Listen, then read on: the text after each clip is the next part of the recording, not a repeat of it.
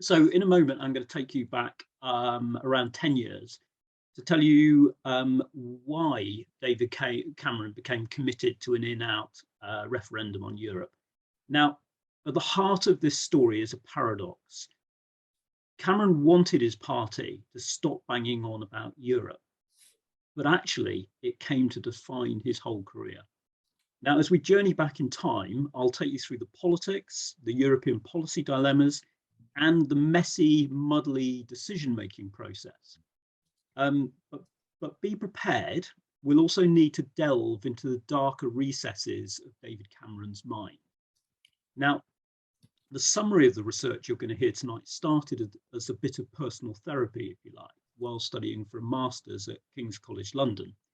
I wanted to piece together how it had all happened. From there, it mushroomed, really. First, the essay won the Cabinet Secretary's Essay Prize. That led to an hour's discussion with Simon Case, the Cabinet Secretary, in his office at 70 Whitehall. Now, can I say straight away, it wasn't during lockdown, it wasn't a party, and no alcohol at all was consumed. Now, The Independent then picked up on the work and published it in full. Tonight, I'll give you a snapshot of the argument. I want to start by anchoring the timeline. In the early to mid 1990s, David Cameron is in central office, where he witnessed the resignation of Margaret Thatcher over Europe, primarily. As Lamont's special advisor, he saw the UK membership of the ERM suspended. He then emerges again as a SPAD, a special advisor, to Michael Howard at the Home Office during the Maastricht debates. So you can already see that there are some really formative European experiences beginning to be seared into his soul, I think. In 2000, David Cameron wins the Whitney Conservative nomination. And he does so expressing what I think we would describe as moderately sceptical European views. And he becomes an MP in 2001. Now, just 4 years later in Parliament, he wins the party leadership at 39. In a nod to the Eurosceptics, he argues that Conservative MPs should be divorced from the European People's Party because of the latter's federalist tendencies. In 2007, he gives a cast iron guarantee of a referendum on the Lisbon Treaty, and he gives that to the Sun newspaper, probably no surprise there, only to retreat from that commitment once the Lisbon Treaty is ratified. Now, I think it's really important to understand that what that does is it creates a significant bad will amongst the very Eurosceptic members of David Cameron's party. And Cameron is forced really into committing to something that he called the referendum lock, meaning that if there was another treaty, no further powers could be transferred to the EU without referendum approval. So in 2001, the coalition is formed and it adopts that referendum lock. The Liberal Democrats are quite pleased to do so. Then in January 2013, we have the Bloomberg speech outlining the reform, negotiate and referendum strategy. By 2015, in a surprise to many, looking back, and indeed at the time, Cameron wins an outright election victory, which really wasn't on the cards. With renegotiation then complete in February 2016, the cabinet agrees a package, decides the referendum position, and collective responsibility on the issue is suspended, and 6 cabinet ministers take advantage of that suspension of collective responsibility. And of course, then in 2016, we move forward to the referendum. So that's our timeline. And the reason I wanted to set it out quite clearly at the beginning is that often people get confused looking back. A lot of these dates and events, they tend to merge into each other. And it's really quite difficult to therefore unpick the causality. So I'm now going to look at 3 interlinked explanations for Cameron's referendum. And I'm going to do so under the headings of political, policy, and personality. And then I'll say something very briefly about the process of decision making. And I think that is still pretty relevant today, actually, when we look at the sort of architecture within government and the tension between civil servants and ministers. So let's start with the political. For Nick Clegg, Cameron promised a referendum purely to manage the politics of his own party. It's that simple. There are echoes, I think, of Harold Wilson in 1975. Cameron also had a highly divided party on Europe, and he needed to control an issue that was simply tearing the Conservative Party apart. At the start of the referendum in 2010, sorry, the coalition in 2010, both Clegg and Cameron, and this is really interesting and quite surprising. They were looking forward to 5 years relatively free of Europe. They tell each other that during the coalition discussions. They see no treaties on the horizon. They see no big issues, and they're both extremely pleased at the outlook, and because they just don't want to get into a lot of the issues. However, events conspire, because by October 2011, Cameron had already faced 22 rebellions on Europe. And in October 2011, over 80 Conservative MPs, that's 80 Conservative MPs, defied a 3-line whip to vote for a referendum. And why is that significant? Well, that is a bigger rebellion that took place at any point during the Maastricht discussions or votes in Parliament. So in June 2012, over 100 backbenchers had signed a petition asking David Cameron to commit to a referendum after the 2015 election. And later that same year, Cameron was defeated in the Commons over European budget contributions. Now, I think it's really important to understand these rebellions are not technical, they're visceral. Even after the Bloomberg speech, where he committed to a referendum, backbenchers were trying to hold Cameron's feet to the fire. They were deeply suspicious. Cameron had failed to win the election. He had taken them into a coalition they didn't like. They had imposed the gay marriage policy and promised a referendum and then reneged on it. Craig Oliver, who became his communications chief, even argues that without the referendum promise, the party could have sought a new leader. Now, I'm not totally convinced by that, but he does make that point. I think when we look at this, we do have to consider that alternative strategies were available.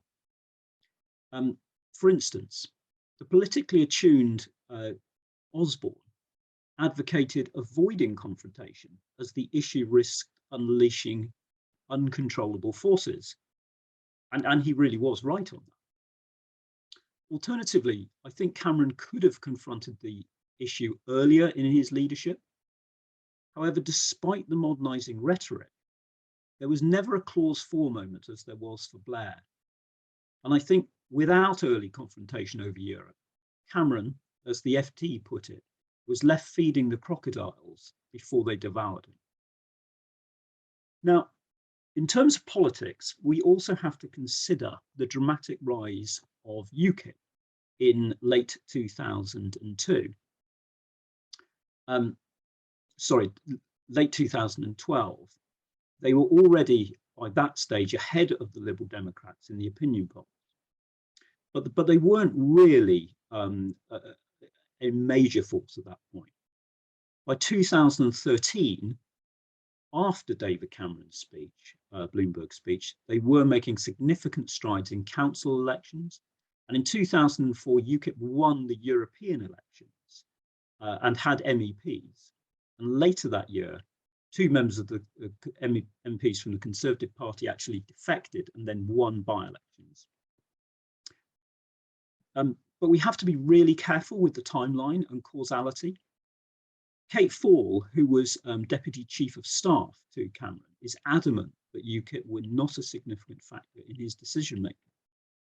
At the point that Cameron was moving to a decision on the referendum proposal, which is around 2012, UKIP were not the force that they were after the Bloomberg speech, and I think this is really important to get this right. There is, however, evidence that Cameron was aware of the danger of being outflanked on Europe. He wanted to announce the referendum on his own terms and get ahead. And bear in mind that during the 2015 election, the Conservatives ruthlessly squeezed the UKIP vote, arguing that only Conservatives could deliver the referendum. So I'm now going to turn to policy issues. And again, the events of late 2011 are, in my view, particularly important. In the autumn of 2011, the financial crisis in Europe was creating an existential issue for the Eurozone. And tougher financial services regulation and support for weaker Eurozone countries was being proposed. Now, despite being outside the Euro, the package had potential significant effects on the UK, given our reliance on financial services. Safeguards proposed by Cameron were rebuffed. He then tried to veto the package, but the EU cleverly proceeded without a treaty change and without his support. Now, Cameron's central lesson from this bruising experience was that Europe would be dominated by an integrationalist core of Eurozone countries. This was becoming the prime driver of European policy, not the single market. The UK would therefore need to safeguard its interests, however it could achieve this. Now, as early as January 2012, Cameron is talking on private tapes recorded with Danny, now Lord Finkelstein, of the need to redraw UK's relationship with the EU and put it to a referendum. That's before any of his public pronouncements on this, a long time before it. Without reform, UK's position of being in the single market but out of the Europe would continue to generate conflict. It was, if you like, regulation without representation. Cameron therefore started out on his reform, renegotiate, and then referendum strategy. In his Bloomberg speech, that's in 2013, he set out the case for continued UK membership, but only with fundamental far-reaching change. Once secured, a referendum would be held on the basis of an in-out basis. There was one subject that was conspicuous in its absence from the speech, and that's immigration, a huge part of subsequent events. But it's not in the Bloomberg speech. Interestingly, John Major endorsed the strategy at the time and argued that a new basis for membership and a new popular mandate were required. Now, there is a major strategic difficulty with Cameron's renegotiation, and it is really important to understand this. It assumed that the EU would need to pursue treaty amendments at some point to deal with the Eurozone crisis. And his reasoning was that this would provide the UK with a veto opportunity and the leverage to get Cameron what he called a grand new bargain. This assumption about treaty amendment was just incorrect, and Cameron's ability, therefore, to achieve significant reform was constrained. In the meantime, however, Cameron, labouring under this mistake, increased expectations of what his negotiations could deliver, and in 2014 even claimed he would not take no for an answer in restricting immigration. So even before negotiations start, a gap has emerged between the rhetoric of what was politically necessary to win a referendum and what was achievable with non-treaty-based negotiations. But there is a case that the decision to hold the referendum was vindicated as a negotiating tool, as Cameron did secure concessions from the EU on sovereignty, protection for non-Eurozone countries, competitiveness, and even some restrictions on benefits for migrants. But whatever the merits of the package, it simply couldn't carry the weight of expectations, particularly on free movement that had built up. And the irony is that it hardly featured in the referendum campaign at all. Right.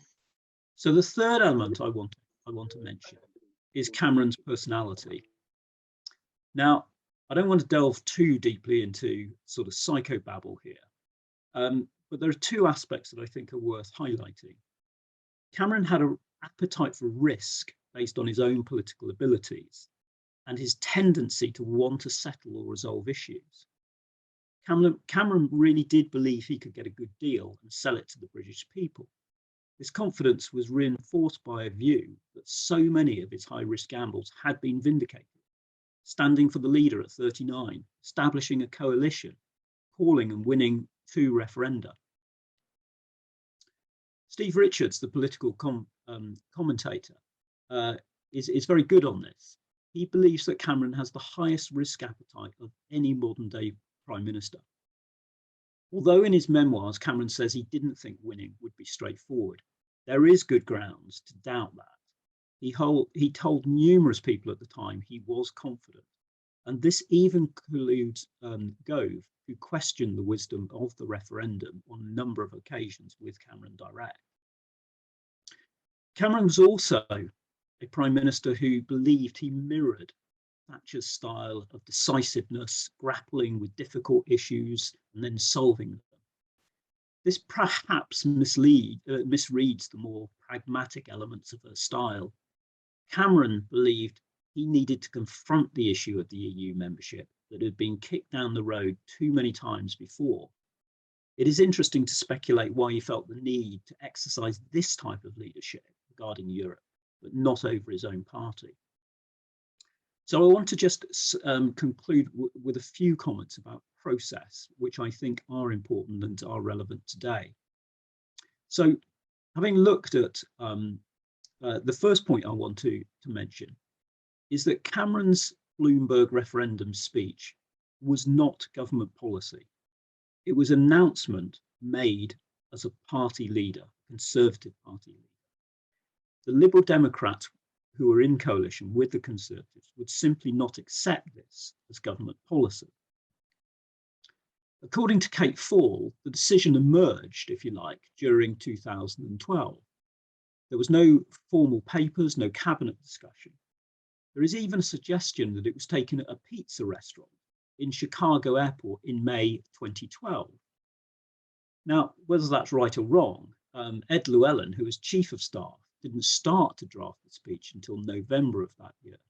And it was during this period that the in-out option as being the only one likely to provide sufficient leverage in terms of negotiation became embedded in their thinking. Effectively, the decision was made by a small group of political advisors without the exacting scrutiny of the government machine. That's one reason, I think, that the strength of the negotiating position was exaggerated and the asks were inflated. So I want to conclude just in the next minute or so.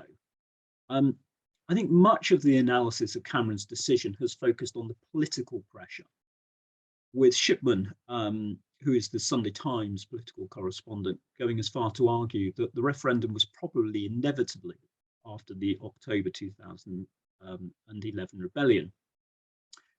Whilst this is important, I think a richer analysis suggests that policy dilemmas about the UK's position outside the single currency need more consideration, as does Cameron's personal appetite for risk. In the end, as well as being high risk, there was also a major flaw in the policy. What was achievable through renegotiation would be insufficient for Cameron's political critics. And what would placate his critics was never on offer from the EU. That was the conundrum that was never solved. And I think that one lives on with us today. Thank you.